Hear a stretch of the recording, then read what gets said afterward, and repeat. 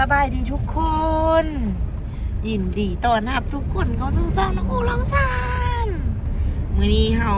3พ่อแม่ลูกเนาะกำลังขี่รถใหญ่สิพากันเดินทางไป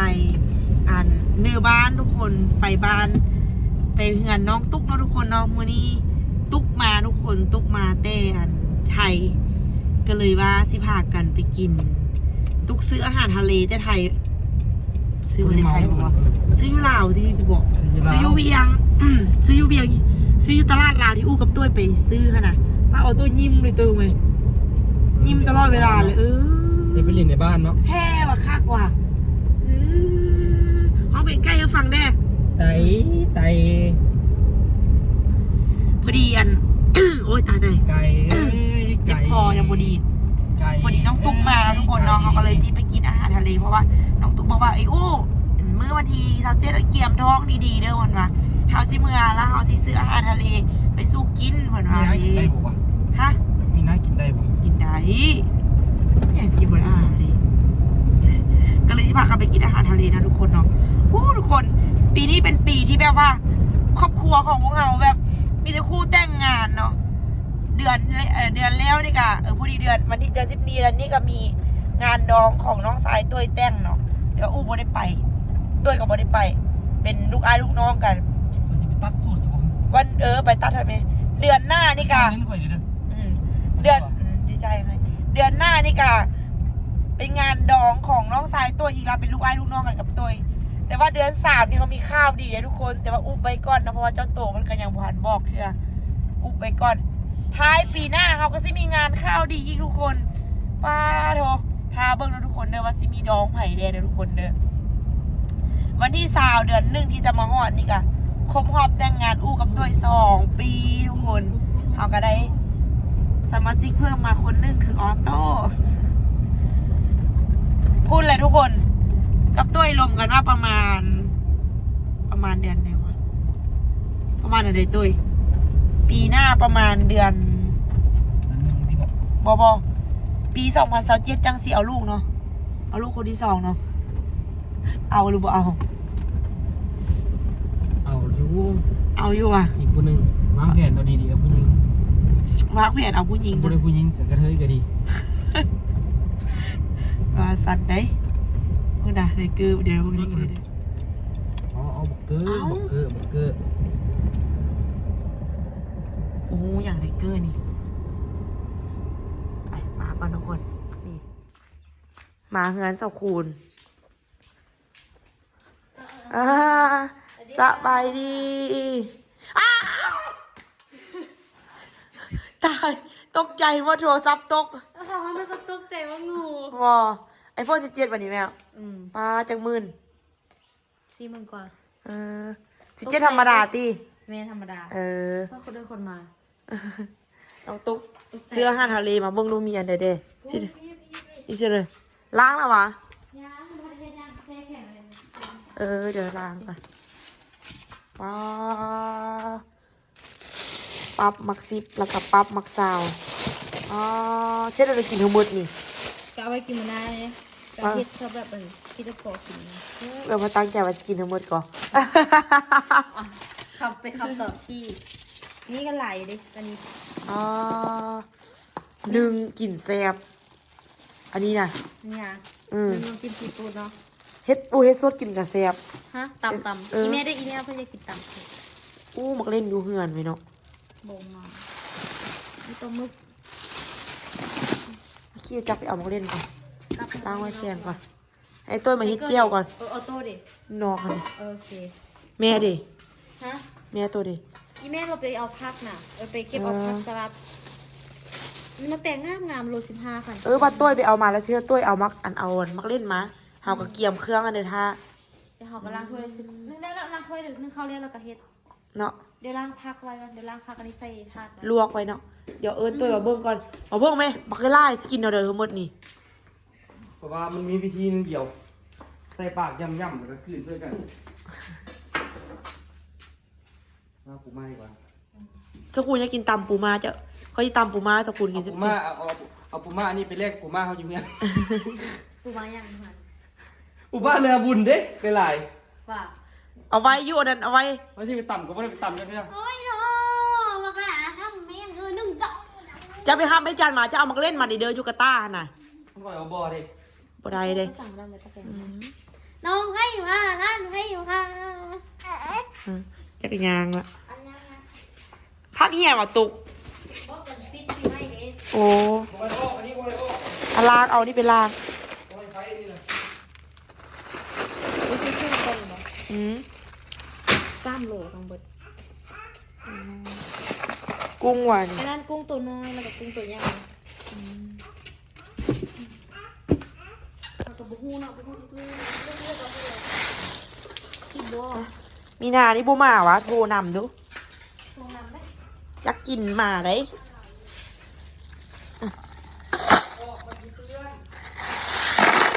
่ทุกคนห้อยบักใหญ่ๆลืมว่าขาตั้งกล้องมาเองเว้ย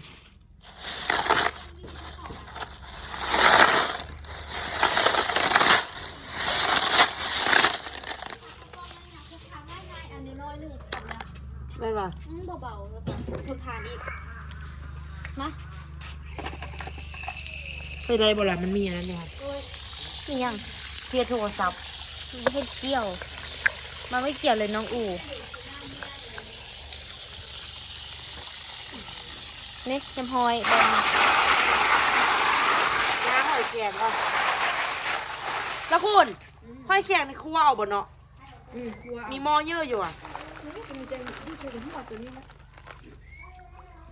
เอาเป็ดเขาออกมันนี่ เอาโต้วาวาโต้กินน้ำไหมโต้บ่จริง จริง ว้าวคลอดเลย เขาถ่ายคลิปบ่ทัน แค่ บ่กินนะบ่กิน กินแม่บ่กินว่าซั่นเด้อ้าวหัวเด้หัววะ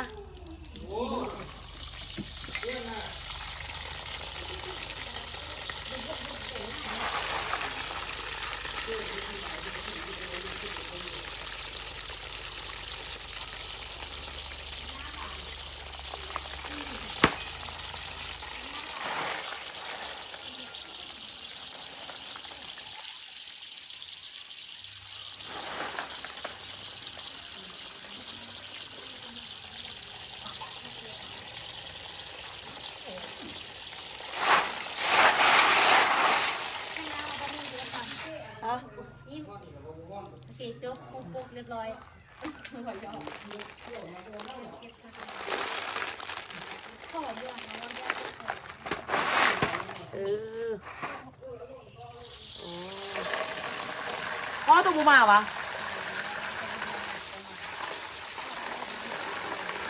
ไปเอาหัวซี่ไข่กับอันไปขี้หูดมาไว้นึ่งกุ้งนึ่งอ่ะเด้อ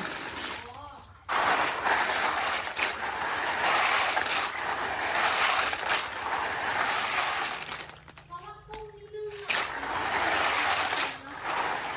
ฮะ กุ้งกับปูนึ่งเนาะแล้วไม่แข่งกับผันเนาะ อืม แล้วไอ้พวกไอ้กุ้งนี่ยังเขาแกะแล้วเขากับมาผันกินจะได้ขนาด ถ้าคุณสิอยากกินตำสดที่สกุลปลากุ้งปลา ปู ปูนะสกุล ลวกๆนี่เลย เราไปแล้ว เออ สดก็ได้แซ่บกว่า เพราะว่าถ้ามันลวกมัน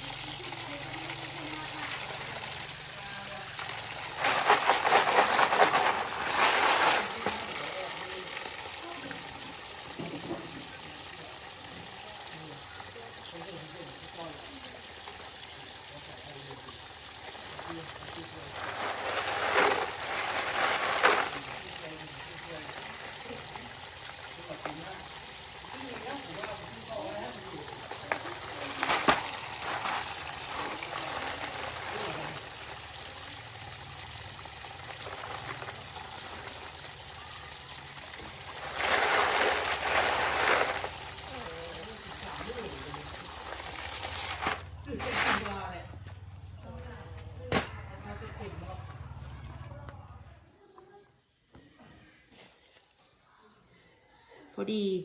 มาแกะกุ้งทุกคนสิพากันเพื่อจะกินอย่างกุ้งใส่น้ำปลาป่ะ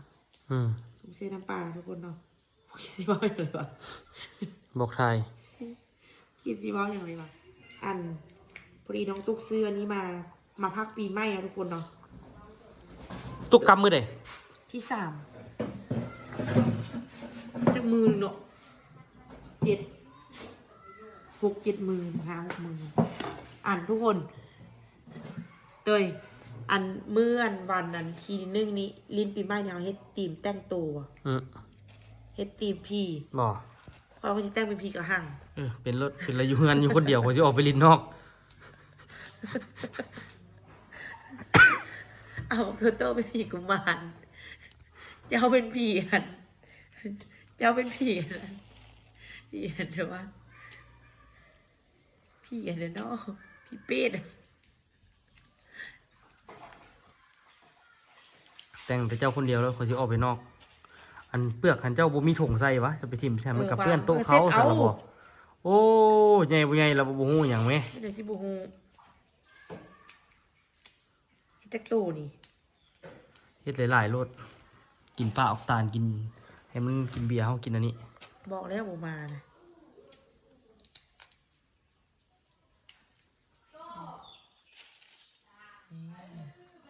ข่อยก็ว่าสิไปคือกัน ไปไม่ยังคำบุคำน่ะสิไป ตอนข่อยสิไปแล้วข่อยบ่ไปข่อยว่าข่อยสินอน มือนึงคือเวลาเมื่อไหวๆเนาะขนาดตื่นแต่เช้ามาก็ยังบ่ทันอันจักอันเนาะ แล้วข่อยไปอยู่คนส่งน่ะโดนมือหนึง จนสิตายสุดยอด2 โมงหั่นน่ะ บุคำจักเทื่อเหรอ บ่คำจักเทื่อข่อยสิตายอีหลีข่อยอยู่ข่อยสิตายอีหลีข่อยบ่มีหยังเฮ็ดน่ะข่อยอยู่บ่ได้ข่อยให้ข่อยนั่งเล่นเกมอยู่ล่าน่ะนั่งก็แล้วนอนก็แล้วบ่คำจักเทื่อสุดสิผ่านไปมื้อหนึงข่อยสิตายก่อน เจ้าก็ได้อาบน้ำอยู่ไปขนส่ง ฮะบ่อาบจักบาทก่อน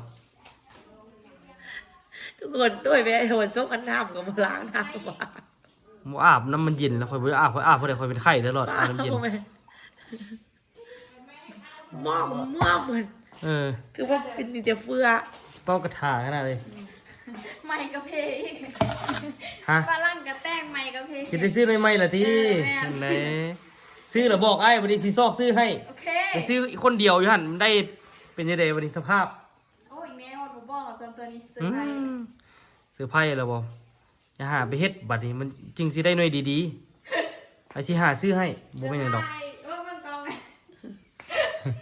เพิ่นน่ะทำท่าอยากให้เบิ่งกล้องเพิ่นจักซื้อได้ไหม ว่าคุ้มตัวใหญ่ขนาดเนาะ บอกกันนะบอกสปีดเด้อตั้งงบจัก16,000พอดี ฝุ่นเลย เอาประมาณ13-14ก็ได้แล้วต้องเอาหลาย เอาปูแม็กอีกเนาะ 17เดี๋ยวนี้เขาว่ามีปัญหาอยู่แม่นบ่มักมีปัญหา ซี่ล้อกันวะ บ่ฮู้ที่จริง13 Pro Max ก็มักมีจอขาวจอเขียวก็แต่เขาก็เปลี่ยนให้ฟรี อันถามก่อน ของไอ้ซื้อศูนย์ไทยนี่เห็นบ่ตอน คุณ มันเป็นจอขาวจอเขียวเขาเปลี่ยนบ่ได้เสียเงินจักหน่อยเลย โดยที่สัมภาษณ์เด้ออ ม คุณพักโรงเรียนหลายมื้อคุณรู้สึกยังไง รู้สึกยังไงอ้าวรู้สึกยังไง เนี่ยเอาไม้ดูเจ้าไม้ถามไม้เท่านึงดู คุณพักโรงเรียน บ่แม่นคุณหยุดโรงเรียน บอ โรงเรียนหยุด คุณพักโรงเรียนหลายมื้อคุณรู้สึกยังไงตายรับรู้สึกดีใจเสียใจอะไรประมาณนี้ รู้สึกอะไรนะ เสียใจโอ้อันนี้ตอบแบบคิดตัวหรือตอบแบบจริงใจ โคตรที่ตัว จริง คุณก็ปิ่นหน้าสิ ปินเบิ่งกล้องไหมเกอร์ปินเบิ่งกล้องไหมดีใจหรือเสียใจที่ได้พักเรียน แล้วตุ๊กซื้อมาเบิ้ลเลย ยากไปโรงเรียนบ่บ่ยากอ้าวไม่เสียใจเลย ใส่ว่าเสียใจ แต่ว่าเสียใจ มื้ออื่นไปโรงเรียนนี่เกอร์ก็อยากไปบ่ ตุ๊กลองผ่านฮะ บอีก อันนี้จะซื้อมาจะได้เบียงเลยวะนี่เบิ้ลเท่าไหร่นี่ล้านปลาย อันห้านกันกิก ห่านกันก็ กินแล้วกันท่านกัน กินแล้วก็ห้าน มาละ กั ห่านกันเบิดเลย น้ำหัวโตกรุงตีเบอร์ดี้และสิมดลายกันทู เจ้าก็พากันมีขี่มึงวันอยู่ศพเปิ้นเนาะ อืม กิ๊กบ่มีหรอกิ๊ก มึงก็คำนี้เสร็จ นี่แหงใหญ่ ใช่ อืม สปอร์ตแล้วจังวะ ขี่มึงวันหากินเขาว่า แม่นวะ นี่ไง กินหมูยับลงมาได้ห้ากินมากกว่านั้นกิก หอยติดปากเลยคำแล้วตัวนี้ยืนหน่อยอย่างนี้เลยงอยคักอันนี้งอยแบบงอยนะมีเข้าก็ เบิ่งอะนะลูกหลานยูทูบเบอร์ใครจะผมมีอีกอันหนึง เอามีนาเลย ยังขาดเลยพี่นะนี่ มีนา และมีนาคาอันนั้นอยู่ ค่ะ เดี๋ยวกับสิทายคือกันซะนะ ค่ะกินข้าวต้มตี้มีนา เอายอกมันสิไหลกันไป นี่ก็ ต้มข้าวเต้มอยู่มันนอนอยู่มีนาน่ะ นอนใส่ นอนอยู่หุ่นหรอบ่ ใช่หนังเราไหมไอ้ต่างก้อยแล้วก็มากินก็จะไปนำแล้ว โทรหากับว่าสายอีก พ่อเราบอกตุ้ย แม่เขาเอง ฮะพอละ กูแช่น้ำเปล่านึ่งเนี่ย นึ่งอะเซฟ บูกินอันนี้ก็แซ่บเนาะ ไอเช็ดคักๆเลยไอเช็ดน้ำเจลแบบคิดว่าโอ้มันคือพิลึกแท้เจลนี่มันเมนอันฟ้าเจลฟ้าประทานว่ะพุ่นละ นัดกันก่อนเด้อ แท้หมูเสื้อเนี่ย เบามากมายแต่ก็หมายบ่มีเลยนี่ทุกวัน บอกกูไล่ผมไม่ อู้ล่ะคีบเนาะผมเนาะไปซื้อโซดามาใส่ผมบ่ มีวะ ท่านนี่แล้วก็ อยู่ใส่ขายบ่มีตี้ฮัตตุทีมีโซดาซะบ่ นี่เอาเคยซื้อมาซื้อ อ๋อ ซื้อแม่กิน เนาะเอาโซดามาซื้อซื้อโซดา คือโซดาป๊อปเด้อ พอแล้วบ่นี่ ยังเบิ่งแม่เบิ่งสาวตุ๊กวีเข้าไหมเบิ่งสาวเราวีเข้า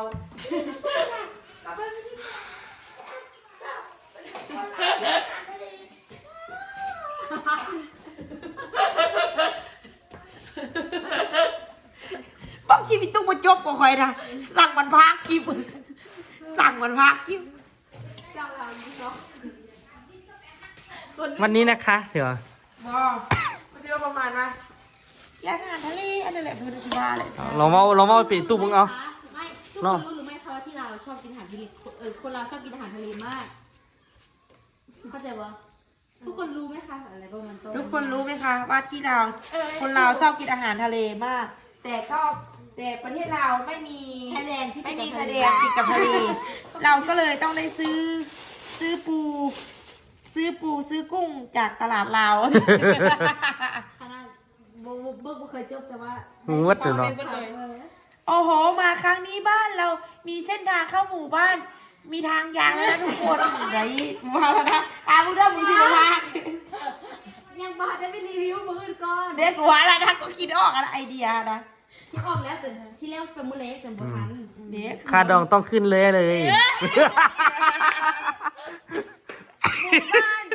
หมู่บ้านในชนบทลาวที่อยู่มากว่า40 กว่าปี เพิ่งมีทางลาดยางก็ได้ ก็หูทำอะไรตุ๊กเอาใส่หน้าคลิปแต่เข้ากับหูทำแล้วเนาะ โอ้ยเมื่อยลำเด็ก บอกคิดเห็นแล้วนะคอนเทนต์อะนะ เคยใส่คอนเทนต์มันเข้าใจกัน เออ แต่มาใหม่ๆมันก็ต้องมีหมดแหละคอนเทนต์แบบนี้ แล้วก็วันนี้ก็ได้อาหารทะเลมานี้ก็มีนักศึกษาอันนี้ก็เป็นหลานนะเสือเต้ยเป็นลูกของไอ้มันเบาๆแล้วคำนี้เบา บ่เว้าแล้วเว้าหลายมันสิบ่เว้าแล้ว ว่าคือเก้าแหละ เราดีเขาทุกคน ว่าทุกอย่างทุกประเด็น ๆตุ๊กเป็นแอดมินเพียรเธอเลยแม่ตุ๊กมีเวลาอัพคลิปเพื่ออยู่อะเนาะ พระเจ้ามีคลิปอย่างค่อยมากันกำหนดเวลามาว่าลงจากโมงเขาก็เป็นเวลาของเขาเลย อัพกับ่ได้ยากดอกฟืดผู้เดียวก็จบละ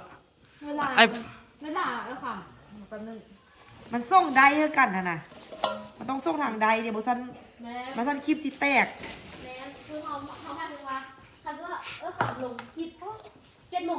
ต้อง7:00 นคือของคลิปนั้นน่ะ คลิปโดนข่อยก็เพราะนั้นจะสิตัดแต่โดน แล้ แต่ ว นั้น เรา ล่ะ ทำลงมาเป็นเวลาแล้วเป็นอะไรเด้อ มันบด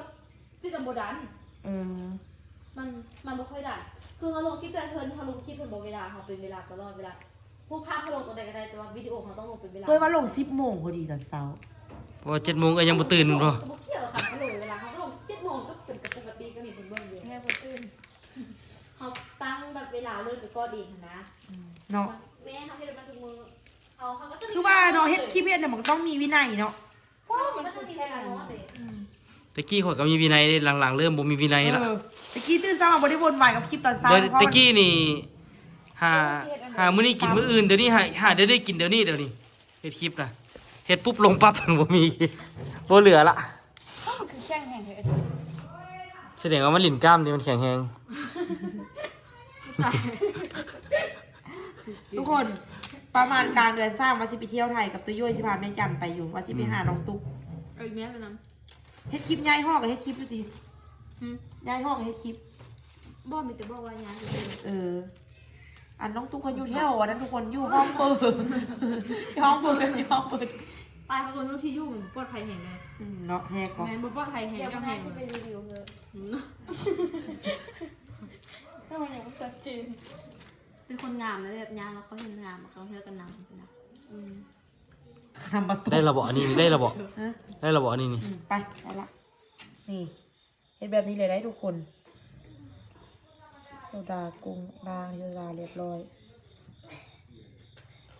แอบกินหมอแมบ กินเขากินกุ้งดิบด้วยกัน นั่นไงอาตะกี้เขาบอกกิน ไผ่เราบอกกิน อ๋อตะกี้เขาบอกกิน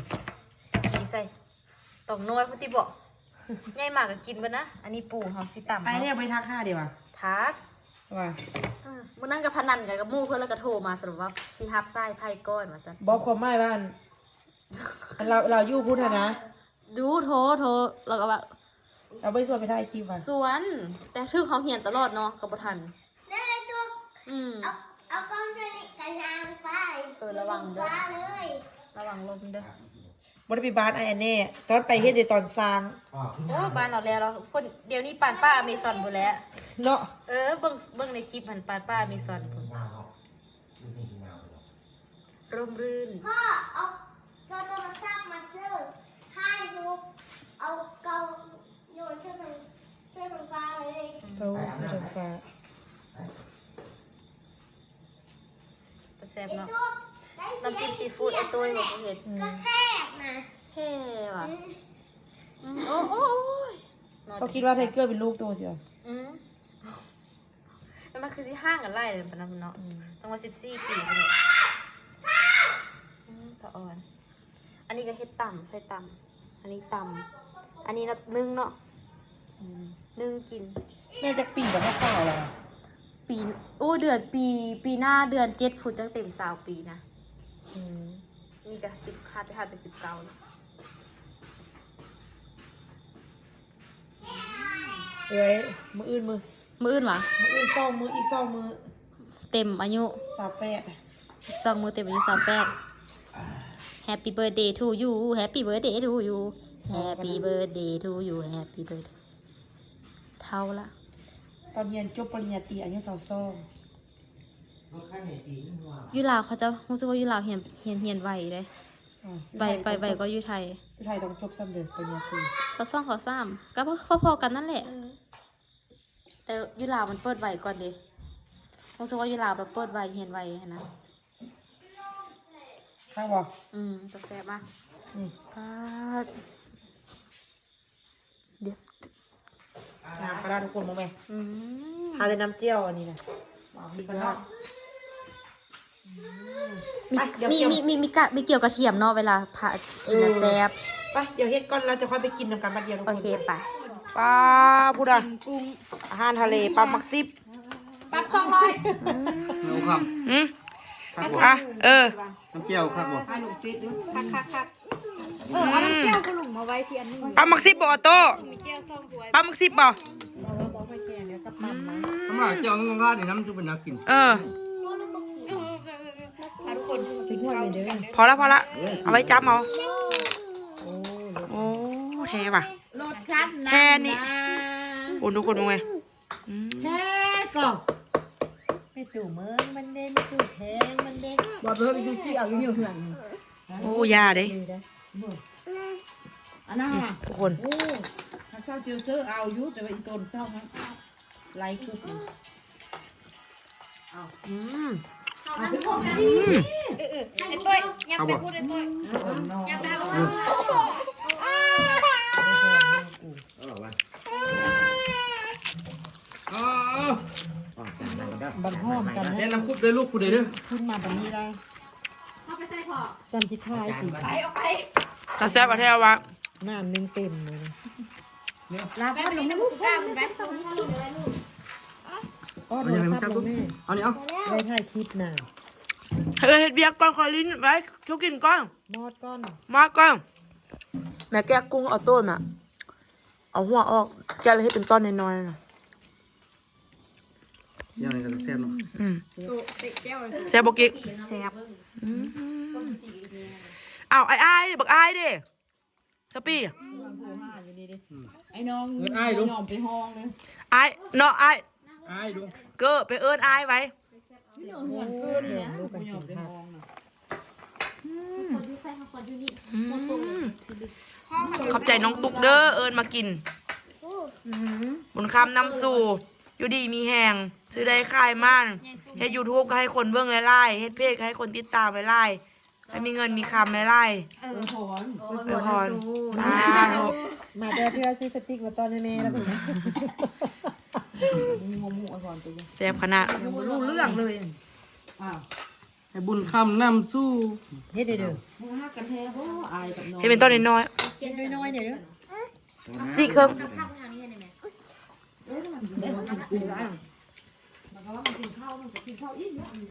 ไม่ค่อยแข็งแล้วว่าแบ่งส้มจาน ป้าเว้าเรื่องของกินเนาะมาบ ป้าบอกอันเดียวบ่หมดได้จัง มาบมาบมาบมาบมาบ อิ่มเนาะแบบอิ่ม บอกเลยบ่หมดได้จังเดียว แซ่บดิ ค่าแต่ต้นตาลเนาะต่ำนี่สุดใจเลยต่ำนี่บ่มีที่ติเลย บอก ต่ำนี่มักคัน แม่ เป็นตาซื้อมาอยู่เป็นตาได้เรากินคัก เออ แต่ซื้อมาอยู่ พิดเทอมแล้วมาซื้อมาอีก เฮาต้องกินเฮาต้องท่ากินแต่แบบนี้เพราะเฮากินตลอดตั้งทรงเอาสิขึ้นกินนะ มันบ่มีเงินซื้อ บ่เฮ็ดทำท่าว้าวอ่ะ ปีนึงกินซ่องเทื่อเนาะ เออ เหียนนึงกับพังเหียนซ่อง สุดอันบันเกิดบักตาลนะเนาะบันเกิดบักตาลนั้น เออ ถ้าคุณจะซื้อมาล้านบาทเรื่องอะไรแกรมเพราะว่ามันมาเครื่องไทยเลยเนาะ แต่มันเกินเฮาวันที่29นี่ก่อนนี่กินนี่พอตั้งคงสิขึ้นมันบ่ได้กินซะนี่นะ ย่ามันตั้ง กิน ช่วง ก้อนละเลยเนี่ยสลามความแซ่บความหอมความติดได้ทุกคนกินเป็นจังสิได้แน่ว่ะ เนาะกินบง โบโลกเอ้า อันนั้นเราบ่แซ่บนะถ้าจุกแม่โลก แดงครูกันล่ะ แม่นี่ย่อยซอกกับย้อนโลก บ้า มันดำนะ ดำแซ่บ นี่แล้วก็ดำแล้วบ่รู้ บ้าแท้แหละบางเทื่อหัน FC บอกว่าเฮ้ยกินนั่นกินนี่บ่ฮู้ว่าสิกินอันเดียวจังแซ่บคันกินอาหารทะเลอ่ะกินตลอดต่อช่วงนึงอ่ะเนาะก็บ่ เขากับหัวโลนคือไอ้อู้ก่อนเนาะทำไมไอ้อู้กับหัวโลน หัวล้าน หัวแม่ก้มกินเลยไอ้อู้ ไก่ก็ หัวลาน ไอ้อู้กันกว้างกับไอ้ตุ๊กก็ไหม ไก่อีก คุณห้าเงินห้าค กวงคืนกับบงหัว ำ มื้อหน้าเฮ็ดอันนั้นกินเนาะซื้อแผ่นย่อมาแล้วคั่วซีนหมูเสื้อบัดทั่วงอกแซ่บๆแล้วพันกินเนาะ โถก่อน ตัวมันคือจ้อยๆอันนั้นไม่ แล้วมาให้แม่ไม่กิน แต่ว่ามื้อนี้มีคนทวงเรียกว่าเฮาจ้อยลงคือเก่าอะฉันรู้สึกดีใจเว้ย ก็เลยกินไล่ไหมนี่เราฟังตัวเอง ไหนเรา เอ้ยยัง เราก็เทียนคิดตัวขนาดนั้น ใหญ่เลยก็นิสัยแล้ว ใช่เลยนี่ใส่ถึงโดย นิสัยคือเด็กน้อยหรือไง อย่างกินมาแล้วกันยังว่า หัวให้บ้าง โอ้ปกติกับหัวปกติกับยังหัวคือปกติกับ แค่เดี๋ยวเขาพูดเธอเป็นมัดเป็นหัวพูดเอง นี่เพื่อนบอกว่าคือคิดมันยุ่งถึงหัวมันหมด ไอ้อู้เดี๋ยวกินมากิน อ๋อเผ็ด ลาทุกคนไปก่อนทุกคนแซ่บแท้แซ่บว่าบุญคำนำสู่เด้อ เรียกเขาซอกเรานั่นเลยยัวละ หมดเลย ยังไม่ได้หมดนี่1 2 3 4ยังกุ้ง5ตัว ยัง 2ตัว อันนี้เป็นจง กุ้ เขา ง เกิด 6ตัว จักกินโบร้อนละ วันนี้แม่ แต่ว่าให้กุ้งแซ่น้ำปลานี่แซ่มันสักปีเนาะ เล่มบ่ได้แซ่บเนาะอันนั้นเนาะ หวาน หมด2ตัว ไอ้ป้าไม่ได้กินเหรอ กินตัวนึง ผู้ละโตนะอยู่นี่แล้วผู้ที่มารุ่นนั้นได้กิน4ตัว ลาทุกคนไปก่อนเด้อเจอกันใหม่คลิปวิดีโอหน้าอยู่เวียงเขาเฮ็ดค่ายเด้อค่ายที่แท้ดีว่ากุ้งแบบนี้น่ะใส่ฝนทองประเสริฐนะเฮ็ดหมดมือหนึงกุ้ง40-50 โลเขาเฮ็ด จกน้ำมาแล้วเด็ก จะค่ายได้เนาะในนั้นเนาะ บนออโต้ยางพุ่นนะไปละพุ่นลาทุกคนไปก่อนเด้อเจอกันใหม่คลิปวิดีโอหน้าบ๊ายบายนี่แม่กินแกงน่องแซ่บ